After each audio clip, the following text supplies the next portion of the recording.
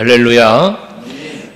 예수께서 이제 십자가에 달려 죽으시기 직전의 한 주간을 우리가 돌아보고 있는데, 오늘 둘째 날 화요일, 주일날 예루살렘 성에 입성하셔서 월요일에 성전을 청결하게 하시고, 그리고 이제 그런 사건이 있었잖아요. 어제 저녁에 묵상한 대로. 그 후에 이제 예수께서 성전에서 성전을 정결케 한 후에 성전을 위해서 가르치고 계시는데, 대제사장들과 장로들이 와서 예수님의 가르침에 대하여 뭐라고 할까, 이렇게 좀 도전하는, 변론을 하는 거죠, 변론. 그래서 둘째 날을 변론의 날이다, 이렇게 이름을 붙이기도 하고요.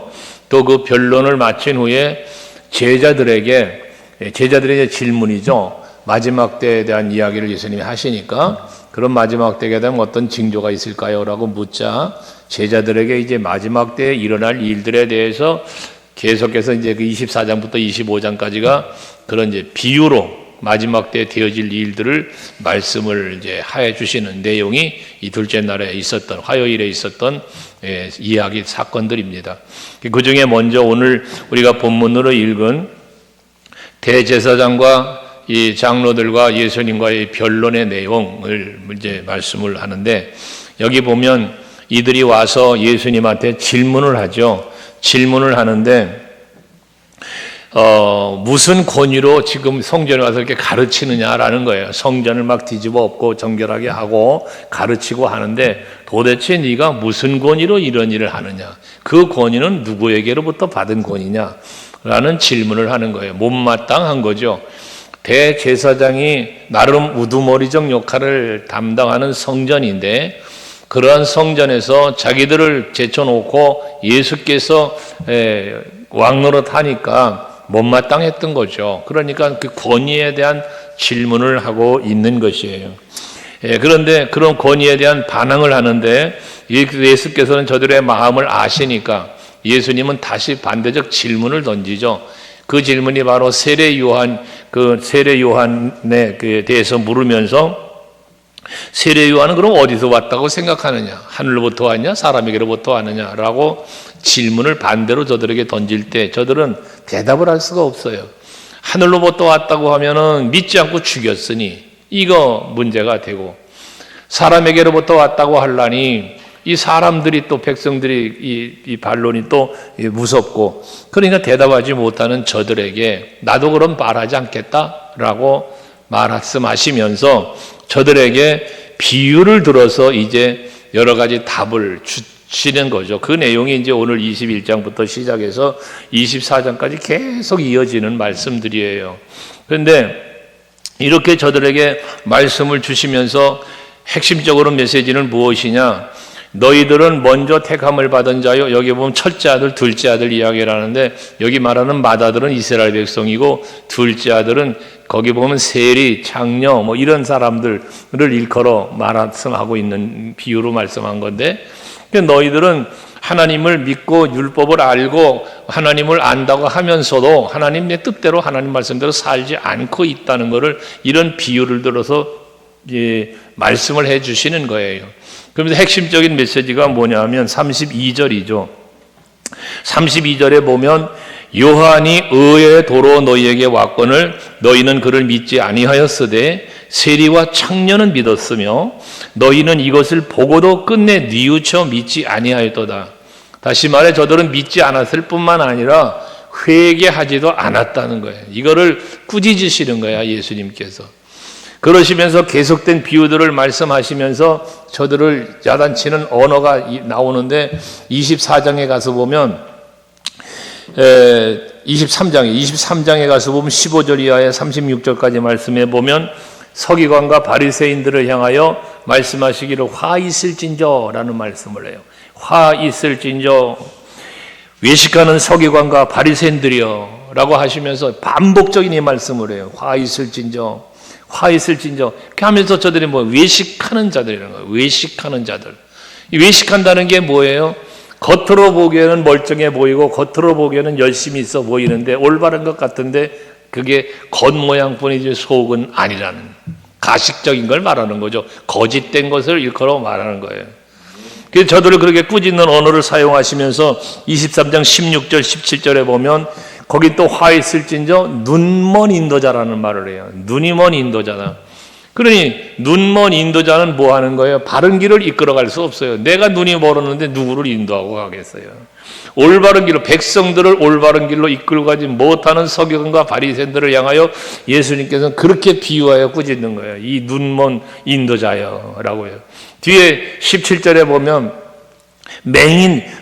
어리석은 맹인들이여 라고도 또 표현을 했어요. 어리석다, 맹인이다 이런 표현을 했단 말이죠.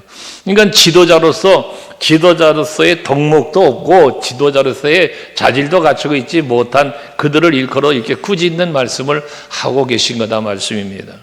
이렇게 꾸짖으면서 23장 27절 말씀에 보면 또 저들을 일컬어 회칠한 무덤과 같다. 당시에 사람이 죽어서 장례를 치르면 묘를 만들어 놓고 거기에 회를 발라서 짐승들이 이렇게 무덤을 해하지 못하도록 그렇게 회를 발랐다고 그러죠. 그러니까 속에는 사람의 시체가 들어가 있지만 겉은 회를 칠하여 아름답게 꾸며놓은 모습을 비교해 말하는 거예요. 너희들은 보기에는 아름다운 모습인 것 같지만 속은 죽었다는 거예요. 썩었다는 거예요. 이게 서기관들과 세리들이, 바리새인들이 예수님께 책망받는 모습이었습니다. 마지막은 그렇게 말하면서 23장 33절에 가서 보면 뱀들아 독사의 새끼들아라고 말씀을 저들에게 꾸지람을 마치시잖아요. 뱀들아 독사의 새끼들에게 뭐예요? 마귀의 자식들이 됐단 말이죠. 아담과 하와를 유혹했던 마귀의 도구된 뱀에 비유한 거 아닙니까? 이건 뱀의 자식들이라는 거예요. 독사의 새끼들이라는 거예요. 이건 뭐예요? 마귀의 자녀들이라는 거죠, 저들이. 그러니까 그들이 하는 일이 꼭 마귀 짓을 한다는 거예요. 여러분 신앙생활 하시면서 우리는 가식을 벗어버려야 돼요. 거짓되지 말아야 돼요. 그리고 이 마귀의 종로로 살아가면 안 돼요. 서기관과 바리새인은 그런 짓을 한 거예요. 그것 때문에 예수님 앞에 지금 꾸지람을 듣고 있는 것이거든요. 이렇게 저들을 꾸짖는 모습을 누가 봅니까? 제자들이 봅니다. 성전에서 백성들도 있지만 제자들도 있잖아요. 거기 서기관과 바리새인들하고만 있는 게 아니단 말이에요. 그러니까 그들이 다 듣고 보는 거예요, 제자들이. 이런 예수님의 꾸짖는 말씀을 듣다 보니 제자들에게도 뭔가 마음에 뭔가 왔을 것 아니겠어요. 느낌이 깨달아짐 또는 죄책 이런 것들이 있었겠죠. 그러니까 예수님 앞에 질문을 하는 거예요. 24장에 가보면 24장 3절 말씀에 보면 제자들이 와서 묻는 거예요. 세상 끝날이 예수님 자꾸 이들을 책망하시면서 마지막 날 세상 끝날을 비유로 말씀하셨는데 그럼 도대체 세상 끝날이 되면 어떤 일이 있어야 이 끝날이라고 우리가 알 수 있을까요?를 묻는 거예요. 우리 여러분들도 궁금하지 않습니까? 마지막 때가 되면 주님이 오시는 날인데 그날이 그럼 주님이 오시는 날은 어떤 일이 벌어져 우리가 징조를 어떻게 알 수 있을까? 그날만 알 수 있다면 그때를 알 수만 있다면 우리가 얼마나 잘 준비하겠어요. 과거에 우리나라에도 있었던 이단들 중에 그때가 90몇 년도인가 됐는데 92년인가요? 93년, 92년이었죠 아마 10월 28일 날 예수님이 오신다고 막 그래가지고 한번 난리를 친 일이 있었죠. 이장님이라는 사람 때문에. 그래가지고 그때 우리가 신학교 다닐 때 졸업여행 간다고 저 제주도로 가가지고 있을 때인데 세상에 밤중에 그거 예수님 오는가 TV로 중계한다 그래가지고 또 그걸 들여다봐가면서 그랬던 일이 기억이 나는데 어쨌든 예수님 안 오셨잖아요. 그렇게 날짜를 정해주고 보여주고 알게 하면 그 준비 못할 사람이 어디 있겠어요. 그런데 속아 넘어가는 사람들도 있더라는 거죠. 여러분 주변에는 이러한 외식하는 자들 또는 그 회칠한 무덤 같은 자들, 뱀의 자식들, 독사의 새끼들 같은 이런 미혹하는 이들이 여러분 주변에 있을 거예요.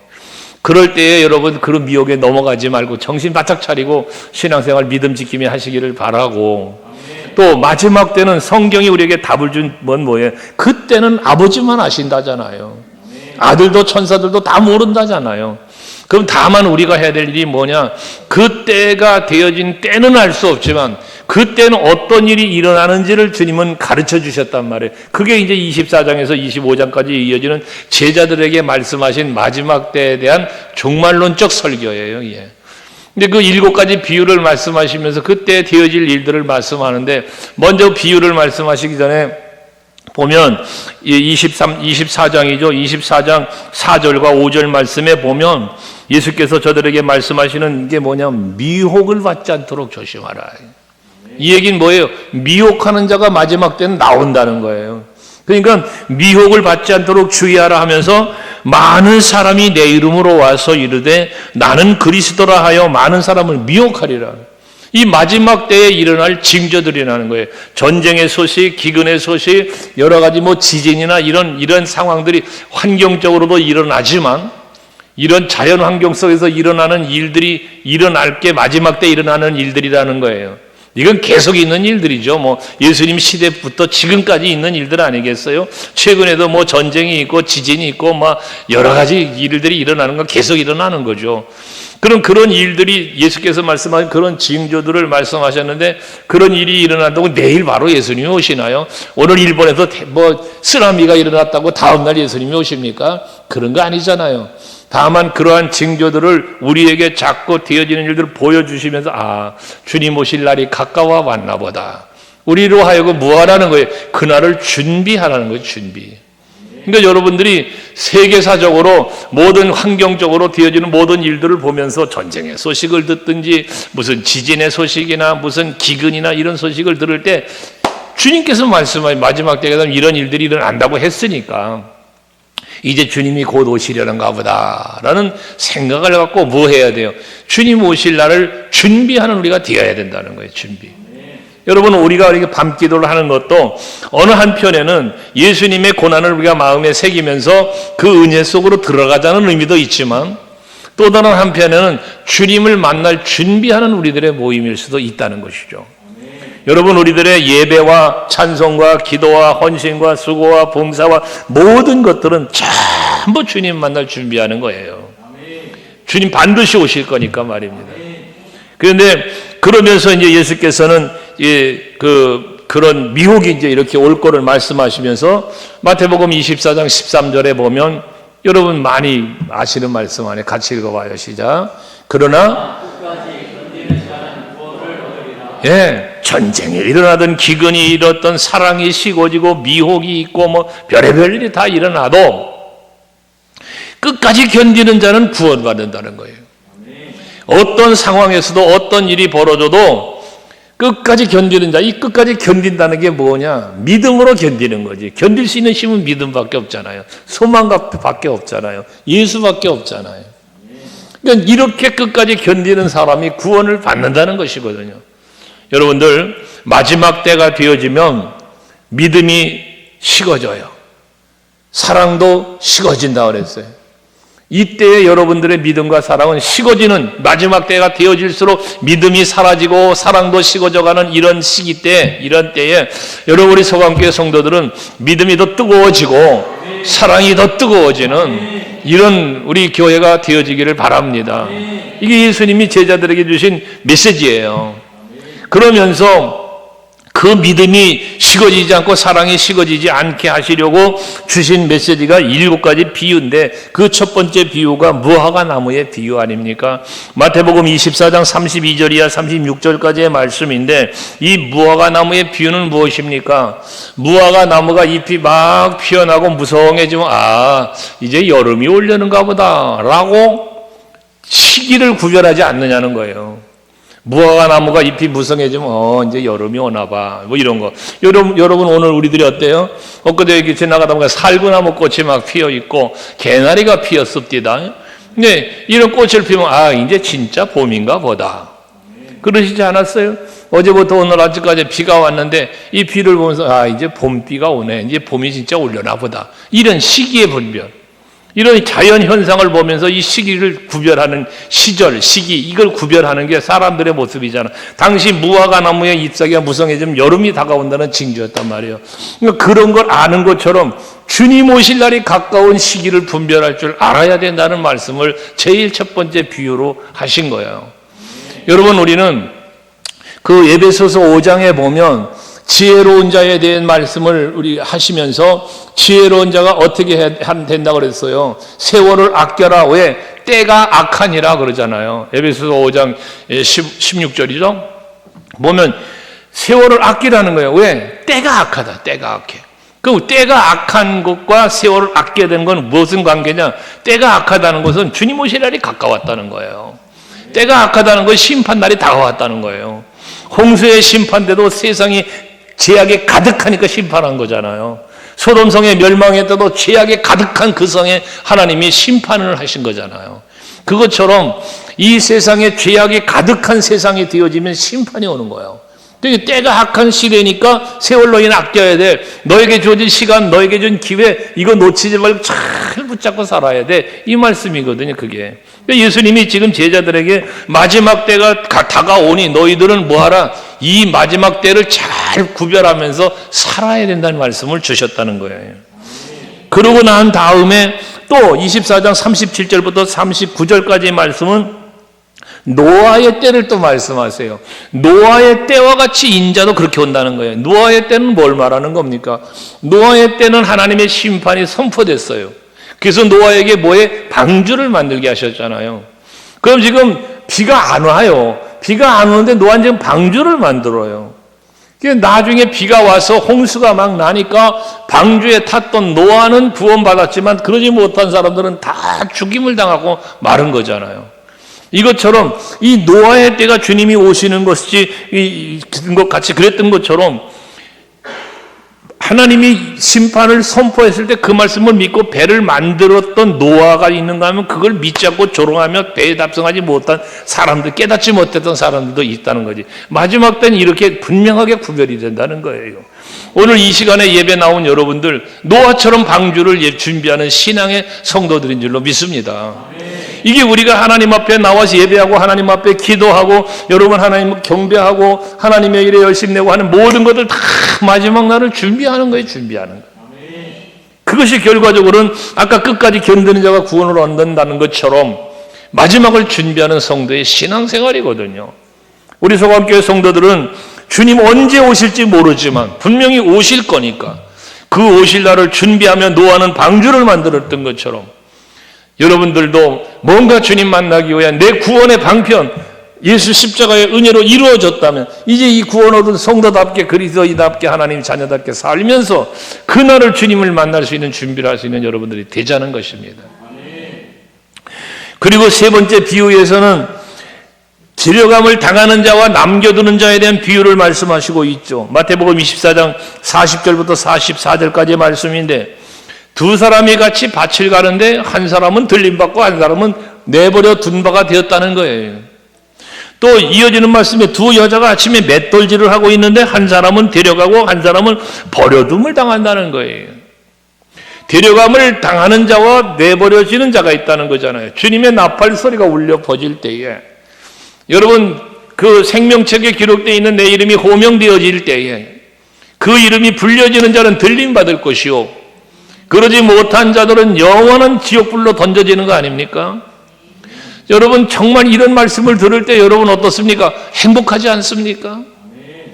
이 들림받는 자와 들림받지 못하는 자의 이런 말씀을 우리는 묵상하면 마음이 행복해지잖아요. 왜? 나는 들림받을 자이니까. 내 이름이 생명책에 기록되어 있으니까. 예수께서 말씀하시는 것처럼 주여 주여 하는 자마다 다 하나님 나라 가는 게 아니라잖아요.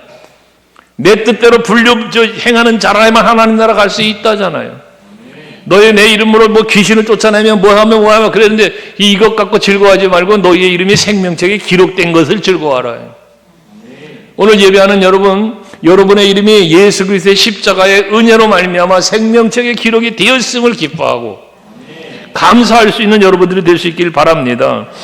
들림받아 올라가는 자가 있으면 버려지는 자가 있다는 거 아니에요? 부자와 나사로에 비해서 나사로는 아브라함 품으로 부자는 저 지옥불로 가는 걸 여실히 말씀 속에서 보여주고 있지 않습니까? 두 행악자가 예수님이 십자가에 달려 돌아가실 때 하나는 우편에 하나는 좌편에 있는데 한편 강도는 예수님이 너는 오늘 나와 함께 낙원에 있으리라. 함께 낙원에 이르는 자가 있는가 하면 그러지 못한 자가 있는 거잖아요. 이 모든 것이 여실하게 보여지는 거예요. 마가다락 방에 모였던 120명의 성도들은 성령을 체험한 사람들이에요. 그러나 그를 모이지 않았던 사람들은 그 체험이 없는 사람들이에요. 여러분 이런 것들 오늘 이 밤에 주의 전에 나와서 이 고난주간 밤기도에 참여한 여러분들에게는 특별한 하나님의 은혜가 임하게 될 줄로 믿으시기를 바랍니다.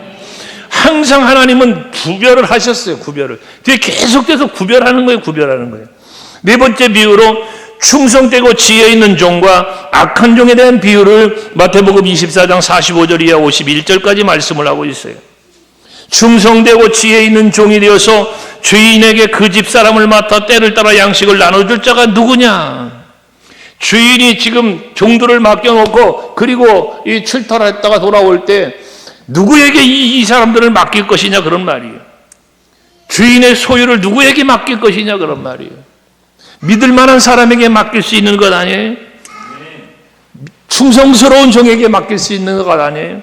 뒤에 달란트 비유의 얘기도 나오지만 여러분 똑같은 종인데요. 주인이 어떤 종에겐 5달란트를 맡기고 어떤 종에겐 2달란트를 맡기고요. 어떤 종에겐 1달란트를 맡겼습니다. 이건 주인의 마음이죠. 주인의 마음. 그런데 주인의 마음이 무작위로 아무렇게나 맡기겠습니까? 그 5달란트가 2달란트가 1달란트가 작은 게 아니에요. 어마어마한 재산입니다. 근데 엄청난 그 재산을 종에게 맡기고 간다? 왜 어떤 종에겐 5달란트, 어떤 종에겐 2달란트, 어떤 종에겐 1달란트를 맡겼을까? 주인은 판단을 하는 거예요. 아, 이 종에게는 5달란트쯤 맡겨도 되겠구나. 신뢰죠, 신뢰. 2달란트도 마찬가지예요. 이 종에겐 2달란트 정도 맡기면 되겠다. 1달란트? 요건 조금 의심스러워. 그러니까 1달란트 맡긴 거예요. 결과론적으로. 5달란트 받은 자는 즉시 가서 장사하여 배를 남겼다잖아요. 2달란트 마찬가지예요. 근데 1달란트 어떻게 됐어요? 주인이 1달란트만 맡길 만한 사람으로 땅속에 묻어뒀다 가지고 오잖아요. 이겁니다. 여러분, 우리 사랑하는 서강교회 성도들 여러분들은 하나님께서 여러분들의 하나님이 기뻐하실 만한 일을 맡기실 때 한 가지, 2가지, 3가지 어디 가서 아멘 하려고 가만히 있는 거예요. 도대체 몇 가지나 받으려고. 할 만한 사람에게 맡기고 또 맡기고 또 맡기는 거예요. 감당하니까 또 맡기는 거예요. 2가지 맡기는데도 잘 감당하네. 1가지 더 맡길 수 있는 거예요. 1가지 맡겨보니까 감당을 못하네. 이거 어떻게 거기다 또 맡기겠어요? 있는 것만 좀 빼앗아버려야지. 거기다 맡겼다가는 다 털어먹게 생겼는데, 여러분 그런 거 아니겠어요? 여러분, 그러니까 여러분들에게 여기 보면 참 충성되고 지혜 있는 종과 악한 종이라는 비유에 이게 충성되고 지혜 있는 종, 악한 종. 우리 소강교회 성도들은 충성되고 지혜 있는 종의 불입 속에 들어가 있길 바랍니다. 그래서 많은 것으로 맡겨도 하나님이 나를 믿어주신 대로 감당할 수 있는 그런 우리 소강교회 성도들이 되시자는 거죠. 그러니까 주여 더 맡겨주세요. 네? 더 맡겨주세요. 지금 맡겨주신 거 내가 잘 감당하고 있는데 부족하지만 맡겨주시면 더 열심히 감당해 보겠습니다. 해보겠습니다. 찬송만 할 수 있다 해보자 그러지 말고 한번 해보고 도전해보는 여러분들이 되시기를 바라요. 돌아오는 부활주의 설교를 지금 준비하고 있는데 여러분, 우리가 정말 우리의 믿음이, 우리의 신앙이 이게 예수님의 부활처럼 이게 살아나야 돼. 살아나요. 그런 여러분들 될 수 있기를 바랍니다. 그래서 착하고 충성된 종, 지혜로운 종, 충성되고 지혜 있는 종으로 분류될 수 있는 여러분들이 되시자는 거예요. 열처녀 비유 뭐 말할 것 없죠. 슬기로운 5처녀, 미련한 5처녀로 나누어지죠. 이 슬기로운 5처녀는 기름을 넉넉히 준비한 처녀요, 미련한 5처녀는 기름을 넉넉히 준비하지 못한 처녀로 비유가 되고 있지 않습니까? 이들이 신랑을 기다리는데 신랑이 더디게 오네요. 내가 생각할 때 안 오고 더디게 오네요. 그러니까 다 졸며 잘세. 신랑이 오신다 하는 소리가 들리니까 기름을 넉넉히 준비했던 5처녀들은 기름의 호롱불에 불을 켜고 신랑 맞을 준비를 하고 기다리는데 이 5처녀들은 기름이 없네, 떨어져서. 그러니 이 5처녀들에게 우리에게 기름 좀 나누어줘라. 그러니 너희들에게 줬다가는 우리들 끝까지 꺼질 텐데 안 돼 하니까 그제서야 구입하러 가는 거 아니에요? 갔다가 와보니 이미 잔치는 벌어지고 문이 닫혀버렸다잖아. 문이 닫혀버려. 그러니 이 기름을 넉넉히 준비했던 이 5 처녀는 잔치에 참여하는 자가 됐지만 뒤늦게 기름을 준비하고 온 이 5 처녀는 잔치에 들어가지도 못해요. 문이 걸어 잠겼어요. 주님이 뭐라 말합니까? 내가 너를 알지 못하노라. 네가 너희들이 바깥 어두운 곳에서 이를 갈비 있으리라. 얼마나 무서운 이야기입니까? 그래서 일컬어 기름을 준비한 자, 잔치에 참여한 자를 걸어 슬기로운 5 처녀라 말씀하는 거예요. 기름을 넉넉히 준비하지 못한 자를 일컬어 미련한 5 처녀라 라고 말씀하고 있는 것입니다. 그런즉 마태복음 25장 13절 말씀에 보면 말씀하기를 예수께서 이 비유를 들고 제자들에게 말씀하는 거예요. 같이 또 읽어봐요. 시작. 그런즉 깨어 있으라. 너희는 그날과 그때를 알지 못하느니라. 그렇습니다. 늘 깨어 있어야 되는 거예요. 늘 준비된 자의 자리에 있어야 되는 거예요. 갑자기 주님 오시는 아이코 하고 그제서 뒤늦게 준비하려고 발버둥 쳐 보아요. 그때는 이미 때가 늦어버린 거예요. 여러분들에게 기회가 주어졌을 때, 나에게 기회가 준비할 수 있는 기회가 있을 때 준비하자고 말이에요. 아까 에베소서 5장 말씀을 말씀드렸지만 세월을 아끼라는 말이 뭐라 그랬어요? 나에게 주어지는 시간, 나에게 주어지는 시간을, 나에게 주어지는 기회를 놓치지 말고 잘 붙잡으라는 말이라 그랬잖아요. 이것이 뭐예요? 이게 지혜 있는 사람이라 그랬잖아요. 여기 슬기로운 5 처녀의 모습이 바로 그런 이야기 아니겠습니까? 그러므로 여러분들 예수님 앞에 서는 마지막 주님 오시는 날에 주 앞에 설 때 들림받는 자가 되되 어떤 모습으로? 준비된 자로, 충성되고 지혜로운 자로 주님 앞에 들림받고 그 앞에 설 수 있는 여러분 모두가 되시기를 바랍니다. 무엇을 준비할까요? 무엇을 준비할까요? 주님 만날 준비를 하는데 무엇을 준비할까요? 여러분 무엇을 준비할까요? 여러분 우리가 준비해야 될 일이라면 달란트 비유에서 잘 나타나 있습니다만 아까도 말씀드렸던 달란트 비유가 마태복음 25장 14절 이하 30절까지 있는 말씀인데요. 거기 5 달란트 받은 자, 2 달란트 받은 자의 공통적인 뭡니까? 이걸 맡기고 주인이 갔어요. 출타를 했어요. 그랬더니 뭐라 그랬냐? 거기 보면 바로 가서 열심히 일하여 남긴 자가 되었다는 거예요. 바로 가서라는 말을 했어요. 여러분들에게 직분이 주어지고 사명이 주어질 때에 다음으로 미루지 마세요. 다음부터 잘할게요. 다음에 잘할게요. 내일부터 잘할게요. 내년부터 열심히 할게요. 여러분 그런 핑계 대지 말라고 말이에요. 어떤 직분이든 어떤 사명이든 여러분들에게 주어지면 바로 가서요. 바로 즉시에 가는 즉시. 그런 열심을 뭐라고 예수님 말합니까? 잘하였도다. 착하고 충성된 종아 그랬어요. 착하고 충성된 종이라. 잘하였다. 남긴 것이 중요한 게 아니에요. 맡겨진 것을 가서 바로 여러분 바로 가서 열심히 일했다잖아요. 바로 가서 열심히 일을 했대요. 이게 중요한 거예요. 이게 우리 성악교회 성도들은요 모이는 일에 힘쓰고 기도하는 일에 힘쓰고 전도하는 일에 힘쓰자고 그랬죠. 이 힘쓰는 것 이게 열심이에요. 열심. 이거 힘쓰는 것을 하나님이 보시고 뭐라 그래? 잘하였도다. 여러분 오늘 이 모인 것을 보시고 하는 잘하였다. 착하고 충성된 종아. 열심히 기도하는 뜨겁게 기도하는 여러분을 보시고 잘한다. 착하고 충성된 종아. 그러는 거예요. 열심히 전도하는 여러분을 보시고 잘하고 있다. 착하고 충성된 종아. 말씀하시는 겁니다. 할렐루야. 그러니까 이렇게 우리는 항상 뭐해? 착하고 충성된 종이 되어야 됩니다. 5 달란트를 받았는데 5 달란트를 남겼답니다. 엄청난 남김이에요. 이건 엄청난 남김입니다. 엄청난 열심입니다. 충성입니다. 근데 하나님 뭐라고 그에게 말씀하시는지 아십니까? 앞에 자막에 뜬 대로요. 자, 잘하였다 착하고 충성된 종아. 그 다음 뭐라고 했어요? 네가 작은 일에 충성하였으니 그래요. 작은 일에. 우리가 볼 때 이 5 달란트를 가서 열심히 일해도 5 달란트 큰일 한 거지. 이게 어떻게 작은 일입니까? 큰 일이죠. 근데 하나님이 보실 때 그 일이 작은 일이래요. 작은 일이래요. 그러시면서 한 말씀이 뭐요? 네가 작은 일에 충성했으므로 내가 많은 것을 내게 맡기리니 내 주인의 즐거움에 참여하게 될 것이다. 여러분, 오늘의 우리의 충성과 오늘의 우리의 헌신이, 애씀이, 수고가 헛되지 않다고 바울 사도가 말하는 것처럼 주님 만나는 날에 여러분들이 세상적인 가치 기준으로 이만큼 세상적인 사람의 수준으로 생각할 때 많이 이런 개념이 중요한 게 아니에요.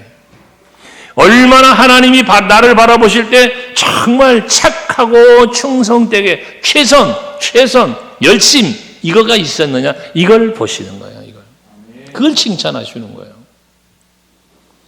땅속에 묻어뒀다가 가지고 온 한 달란트 받은 이 사람 주인의 것을 망치지 않았어요. 잃지 않았어요. 그대로 잘 보관해다 가져갔어요. 근데 그를 향하여 예수께서 뭐라고 말씀합니까? 마태복음 25장 26절에 보면 그 주인이 그에게 말하기를 약하고 게으른 종아 너는 내가 뿌리지 않은 데서 거두고 흩어지지 않은 데서 모으는 줄 알았으니 여기 악하고 게으른 종이라고 그를 꾸짖습니다.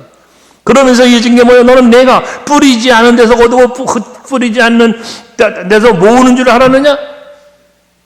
너는 나를 잘못 알았다는 거잖아요, 지금. 이게 문제인 거예요, 이게. 여러분들이 주의 일을 하시고 봉사, 헌신, 기도, 예배 모든 걸 하실 때요. 하나님을 바르게 알아야 돼요. 하나님을 모르면, 잘못 이해하면, 잘못 믿으면 엉뚱한 짓 하는 거예요. 엉뚱한 짓을 하는 거예요. 여러분 하나님에 대하여 바르게 알고 믿길 바랍니다. 내가 아는 하나님 어떤 하나님이냐? 여러분이 알고 있는 하나님은 성경이 말씀하시는 하나님이어야 돼요. 여러분이 믿는 하나님 성경에서 말씀하고 있는 하나님을 믿어야 돼요. 그래야 딴짓을 하지 않아요. 결과적으로 그렇게 되니까 어떻게 됐어요? 28절에 보면 그런즉 그에게 그 달란트를 뺏어서 10달란트 가진 자에게 줘라. 5달란트 맡겼던 자가 5달란트 남겨서 그 10달란트 가지고 있는 거거든요. 거기다 맡기래요. 여러분 너무 많이 맡겨서 너는 좀 부담스럽게 하다 요 2달란트에 좀 안 그러셨어요. 1달란트 빼서 10달란트 가진 자에게 주어라. 이게 더 충성스럽게 보여진 거지. 더 믿을만 했다는 이야기 아니겠어요? 제가 간혹 그런 말씀 드리잖아요.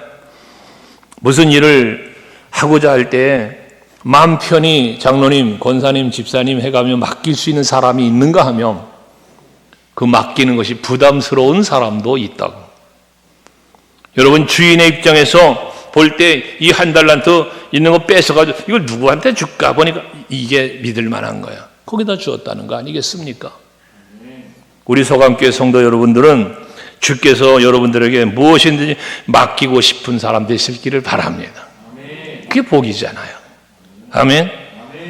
30절에 가서 보면 너희는 이 무익한 종을 바깥 어두움 속에 내던져라. 거기서 슬피 울며 이를 갈미 있으리라 라고 말씀을 합니다. 이 악하고 게으른 종이라고 말씀하시더니 뭐라? 무익한 종이라. 무익한 종이다. 우리 서강교회 성도들은 무익한 종이 아니라 유익한 종. 꼭 필요한 사람. 있으나 마나한 사람이 아니라 있어도 괜찮고 없어도 괜찮은 게 아니라 꼭 필요한 사람. 꼭 필요한 사람.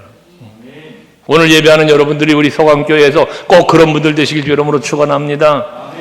여러분 가정이나 직장이나 어느 곳에서든지 꼭 필요한 사람. 할렐루야. 이제 얼마 며칠 있으면 총선하는데 정말 우리나라에 꼭 필요한 사람이 좀 세워졌으면 좋겠는데 기도 좀 많이 하시고 좋은 사람 좀 뽑으세요. 좋은 사람 좀. 7번째 비유로는 분류하는 말씀을 하십니다. 오른편에 있는 자와 왼편에 있는 자, 양과 염소를 분류하시겠다라고 말씀을 하고 있습니다. 오른편에 있는 자와 왼편에 있는 자로 나누시는데 양과 염소로 나누는데 오른편에 있는 자는 양으로 비유했고 왼편에 있는 자를 염소에 비유를 했습니다. 이 비유에서 예수께서 하시고자 하는 말씀이 무엇입니까? 여기에 보면 오른편에 있는 자를 일컬어 말씀하시기를 이 약물인데 이게 일컬어 말하기를 마태복음 25장 34절에 보면 오른편에 있는 자들이 말하기를 내 아버지께 복받을 자들이요. 아버지께 복받을 자라고 말씀해요. 오른편에 있는 자를 그룹을 일컬어서 아버지께 복받을 자들이다. 여러분이 여기에 해당되는 줄로 믿으시기 바랍니다. 그러면서 뭐라고 했냐? 나와 나와 창세로부터 너희를 위하여 예비된 나라를 상속을 받아라. 창세전부터 예비된 나라, 하나님 나라 아니겠어요 이게.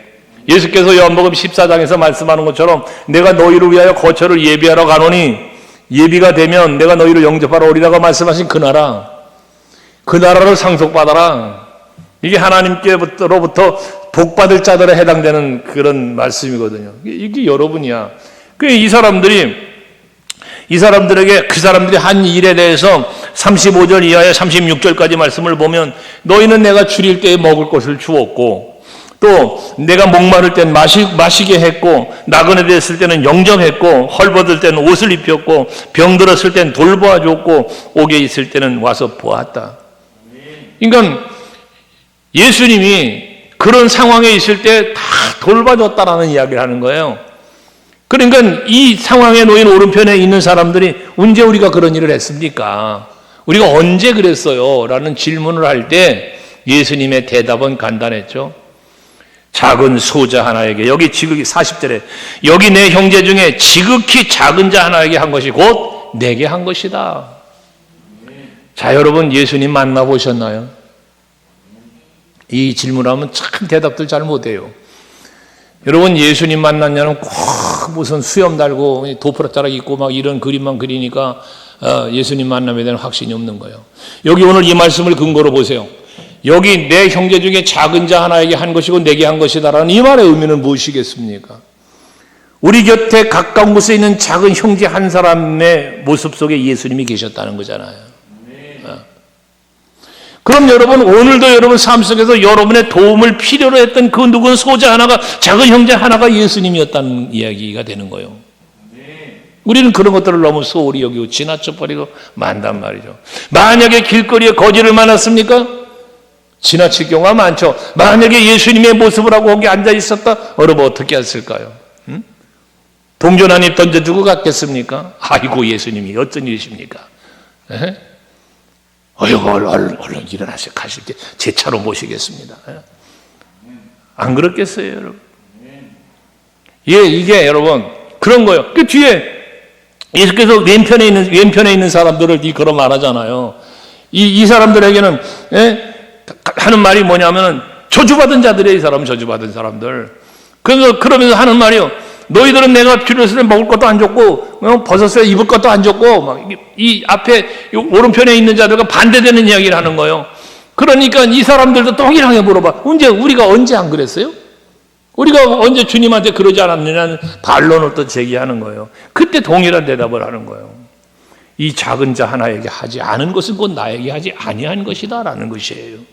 이게 예수님의 답이에요.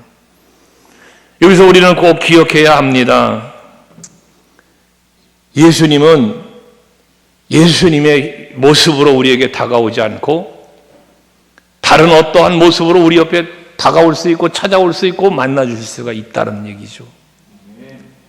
그러니 우리는 그러한 마음을 갖고 길을 지나가다가 만나는 사람 하나라도 혹시나 저 사람을 통하여 예수께서 나에게 무엇인가 말씀하고 계시지는 않나, 이런 한번 생각하고 헤아려 봐야 된다는 거예요.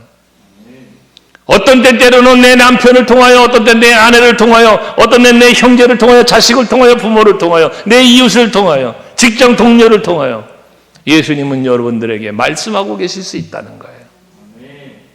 그 작은 형제 한 사람에게 하는 것이 예수께 하는 거요, 하지 않는 것이 예수께 하지 않는 것이라는 평을 받고 있다는 것입니다. 이것이 오른편과 왼편으로 나누어지는 모습을 말씀해주고 있는 겁니다. 이런 모든 비유를 통해서 십자가의 죽음은 끝이 아니라 부활이 있고 또 심판의 주로 다시 오시는 주님이시라는 사실을 우리는 믿고 있으니, 다시 오시는 주님이 어떠한 모습으로 언제 우리 곁에 오실지를 우리는 알 수 없으니, 그러한 주님을 우리는 항상 기다리는 신앙을 가지고 깨어서 기도하면서 나의 마음도 성찰할 뿐 아니라 내 주변도 살펴보면서 주님께서 이 사람을 통하여, 주께서 이 환경과 이 일을 통하여 나에게 주시는 메시지는 무엇일까? 달란트를 맡긴 것처럼 나에게 맡겨지는 직분을, 나에게 맡겨지는 사명을, 나에게 맡겨진 한 영혼을 나는 어떻게 관리하고 있을까? 한 번쯤 헤아려 보시면서 여러분들에게 주어진 모든 기회의 때에 아직 주님 오시지 않았잖아요. 오시기 이전에 지금 나에게 주어진 오늘이라는 시간에, 지금이라는 시간에 기도할 수 있어야 하고, 충성할 수 있어야 하고, 헌신할 수 있어야 되고, 섬길 수도 있어야 된다는 거예요. 나에게 주어진 시간, 나에게 주어진 시간, 오늘이라는 이 시간, 지금이라는 이 시간을 여러분 소중히 여기시고, 내일이라는 시간에 속지 말고 오늘이라는 시간 앞에 여러분 충성되이 사셔서, 착하게 사셔서 잘하였도다, 복받을 자여 라고 칭찬받으며 들림받을 수 있는 여러분 모두가 되시기를 주의 이름으로 축원합니다. 할렐루야. 기도하시겠습니다.